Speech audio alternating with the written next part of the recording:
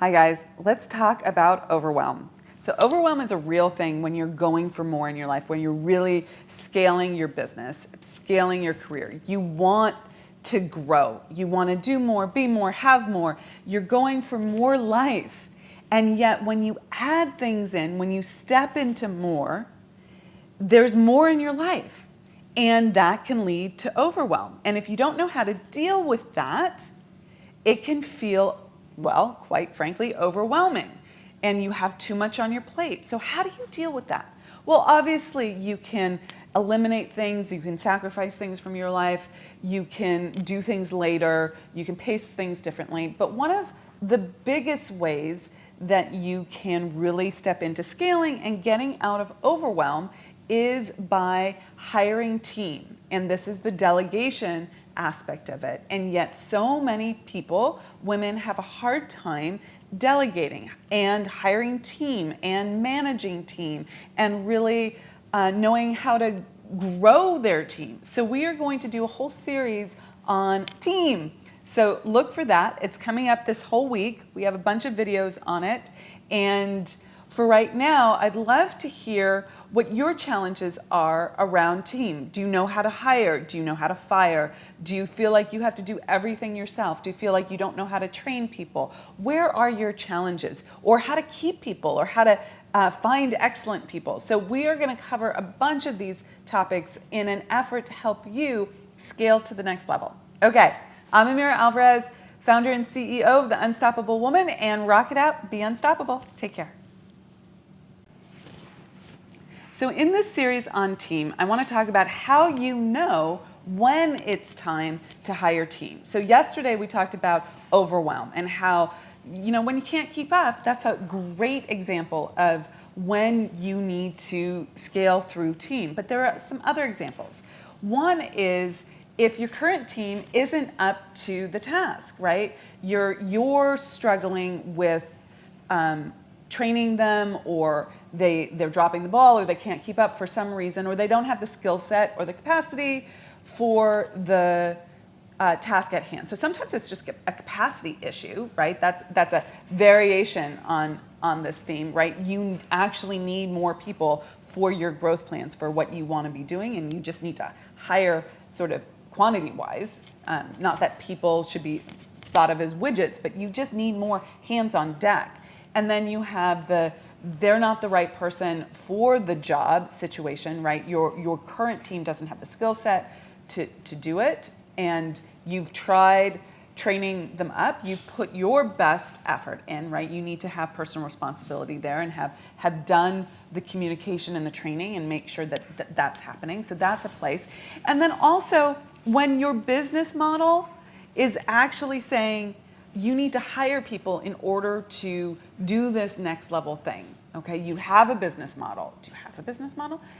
Do you have a business model? Your business model says, okay, to get to this level, we need 3 more of these types of people on the team, and you work that way. And lastly, if you are called to do something more or different, you need to fire yourself up, okay? Which means you've got to let go of what you're doing now in order to do the next level thing that you really want to do. So that is a great expression. I can't remember who I heard it from, but it's an amazing concept. Fire yourself up, okay? Go for more, be more, do more, but you have to fire yourself up, meaning finding someone else to do that role if you want to do the next level thing that you are called for to do. Okay, so your question that I would love to hear is, your answer to today is, do you need to fire yourself up? Okay, is that something, like, are you called to do more and you actually need to fire yourself up? Or do you have to actually do the work that's on your plate right now, and that's your job and your job alone? It's a really interesting question that requires discernment. Okay, I'm Amira Alvarez, founder and CEO of The Unstoppable Woman, and I will see you in the next video. Take care and rock it out. Bye-bye.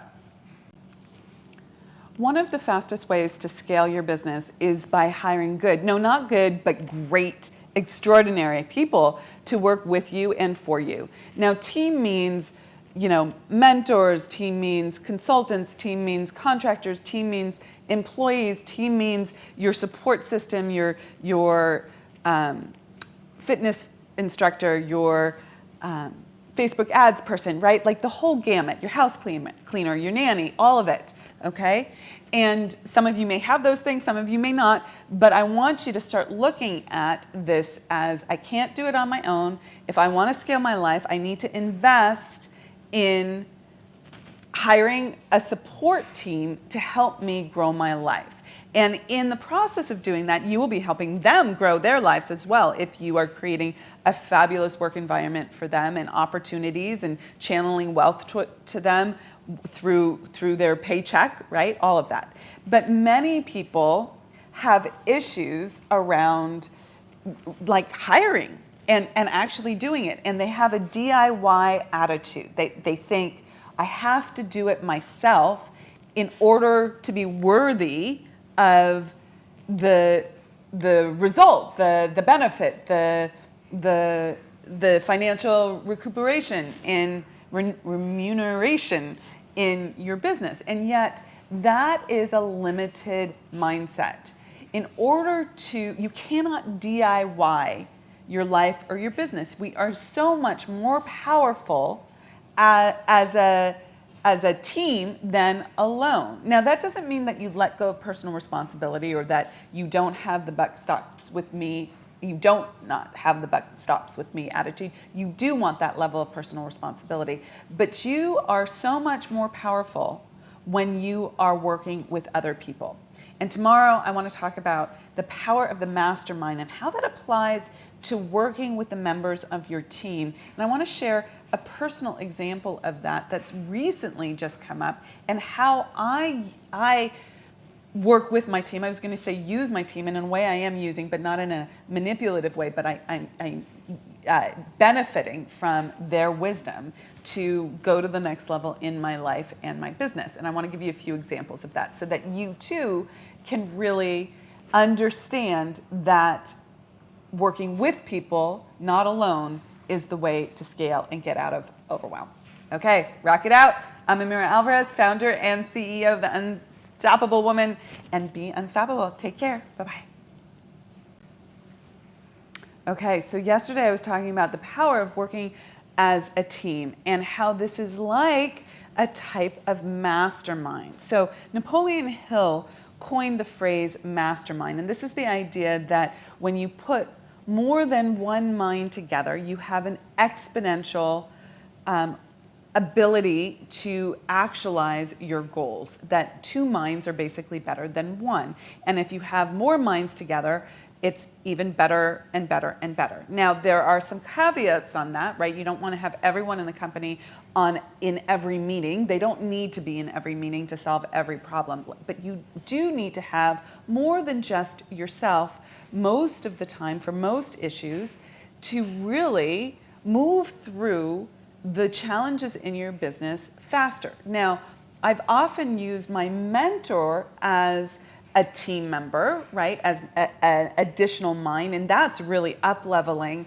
yourself and working from a different level of awareness, because that is someone who is further along than you are and can, when you merge your mind with them in a coaching call, then you're instantly up-leveled. And this is one of the things that I help people with. But I also do it myself with my own team, and I encourage you to do this as well.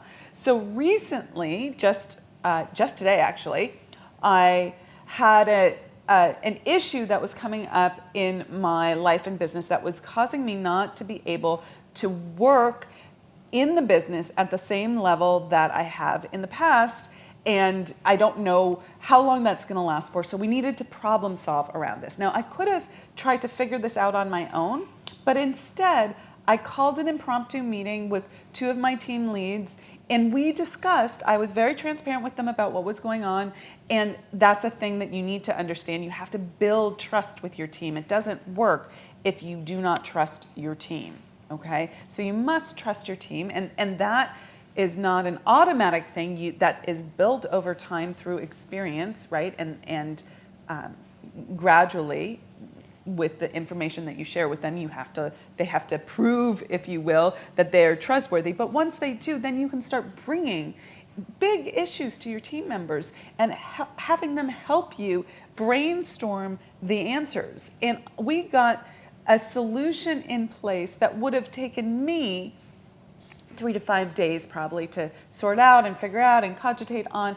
In that conversation, this idea led to this idea, led to this idea, led to this idea, and within 20 minutes, we had a great go-forward plan that closed the gap on time and allows the company to scale and for me to mitigate the issue that has come up. So this is super, super critical. You don't want to DIY your life. The power of the team is the power of the mastermind. It's exponential. Exponential, I think is how you pronounce that. And I encourage you to think about what you could bring to your team today. What is an issue that you think that you need to solve yourself? That if you actually brought to your team, well, you don't know this until you do it, but that you could try bringing to your team and seeing what they brought to the table and practicing asking for help, being in receiving mode, being in that feminine receiving mode, and allowing people to support you. Okay, with that, I'm Amira Alvarez, founder and CEO of The Unstoppable Woman, and have a great day, be unstoppable, and rock it out. Yesterday I was talking about how having a trusted team that you can bring confidential, serious issues to and mastermind solutions around is so important to scaling your business. But how do you build a trustworthy team? How do you actually hire people that can step into those trustworthy roles? So I think that there's lots to be taught about how to lead and how to create trust within the organization. But today I want to talk about how to hire, how to actually filter for this. So one of the ways that we get extraordinary people on our team, and let me just tell you that hiring there's a science to it, and then there's a little bit of a crapshoot and some magic and some luck as part of this. Now, normally I say we don't live in a random universe, it's not luck, but there is so much that is hard to filter for in the interview process. And it's one of the hardest things that even if you get good at hiring and you're a great leader, that you can make missteps here. And I know a lot of my clients feel bad when they hire someone and then it doesn't work out for some reason, or they've made an error in judgment, a mistake in that hire, and they start beating themselves up for it. And you just have to remember that this is a practice and you can get better at it, but there is an element of like unknown human quirks that are involved here. And this is why there's so many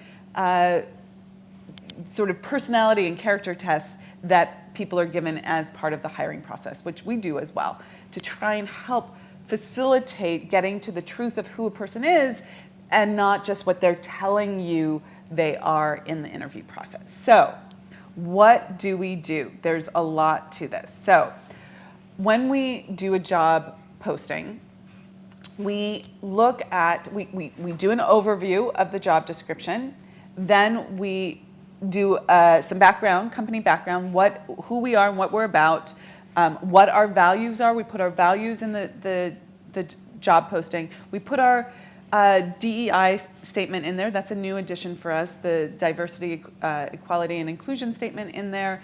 And then we do a bullet-pointed job responsibilities list. We do an About You section where we're talking about what qualifications the person needs to have character-wise, if you will, that would make them a good fit for the job. Oftentimes we put something in there that is a little bit of a test to see if they're detail-oriented in the way that they respond, so something that they have to do that only if they're really paying attention they would see.